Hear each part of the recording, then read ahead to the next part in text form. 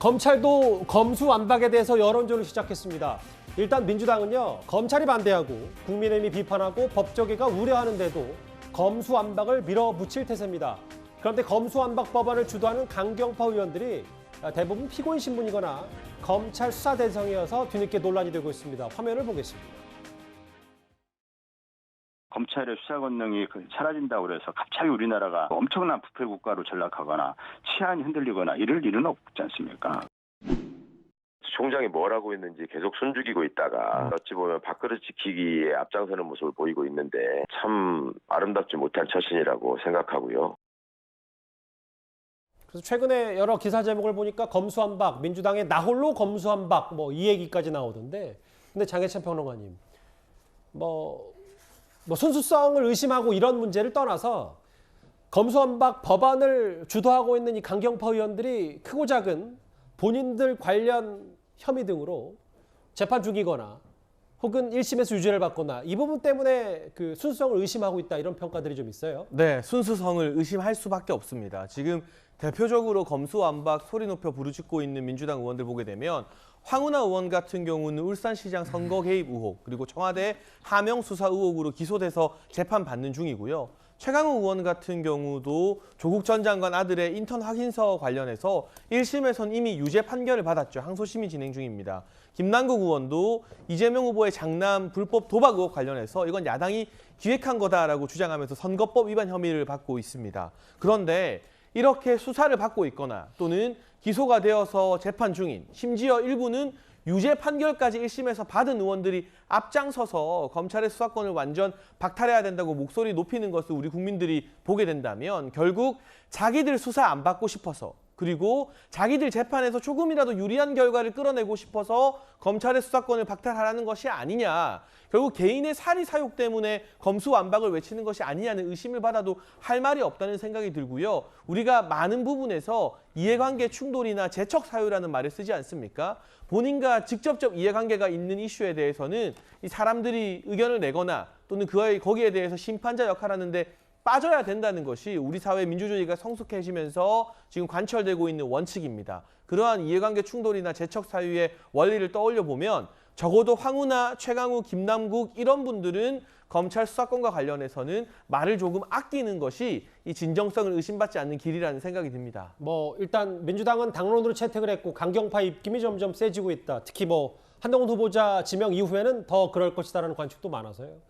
노도열 교수님, 저희 지금 화면에 나가는 같이 자막을 한번 보실까요? 오늘 법사위가 열렸는데 박범계 법무부 장관이 검수완박 문제 있는 거 아니냐 비판에, 그러면 문재인 정권 혹은 문재인 대통령 수사가 마땅하다는 것이냐 이렇게 바로 반박을 했어요. 어떻게 들으셨습니까? 글쎄, 지금 이제 여든 야든 또 검수완박을 주장하는 사람이든 반대하는 사람이든 좀 너무 유치한 그 공방을 벌이고 있다는 생각이 들어요.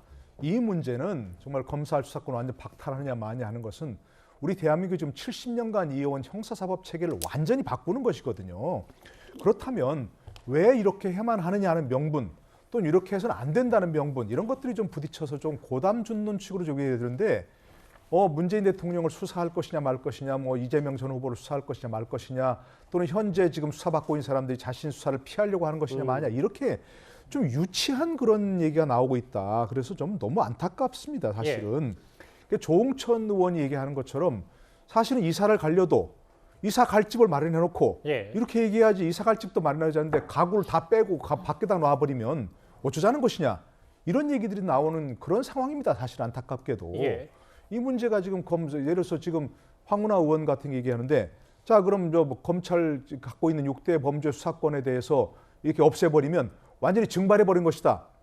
경찰도 못하고 경찰도 지금 할 준비가 안 돼 있으니까 이렇게 해버리면 그럼 대한민국의 근간을 완전히 흔들어버리는 것이거든요. 그러니까 좀 추진하는 쪽이나 반대하는 쪽이나 명분을 특정인을 수사하느냐 마느냐 이런 문제보다는 과연 70년 동안 이어온 대한민국 형사사법체의 근간을 흔드는 일을 어떻게 할 것인가 하는 쪽에 좀 제대로 좀 집중해서 얘기를 해봤으면 좋겠다는 생각이 듭니다. 그런데 이 검수완박 법안 민주당의 강행 조짐에 검찰이 제대로 여론전 타율을 걷어붙였어요. 화면을 같이 정미 의원님 보실까요? 저는 반부패 강력부가 이렇게 기자간담회를 하는 것도 진짜 이례적인 일 같은데, 6대 범죄 증발하면 범죄는 그대로 남아있다. 그러면서 하나로 일례를 든 게 지금 검찰에서 산업자원부 블랙리스트 사건, 대장동 비리 사건 이거 검수완박되면 종결될 수밖에 없는 황당한 상황이다. 이례적으로 기자회견까지 대검에서 이런 기자회견까지 열었거든요. 과거라면요. 사실 이거보다 더 심한 일이 벌어지는 거예요. 일선 검사들이 그냥 연판장을 돌립니다. 이거는 사실. 그래서 국민들이 깜짝 놀라는 거죠. 야, 검사들이 연판장을 돌렸대. 이런 상황이 되는 거거든요. 지금 그 검수완박이라는 게 뭐냐면 지금 현재 검찰이 민주당에서 검찰의 수사권으로 6개를 남겨놨다니까요. 예. 그게 6대 중요 범죄예요.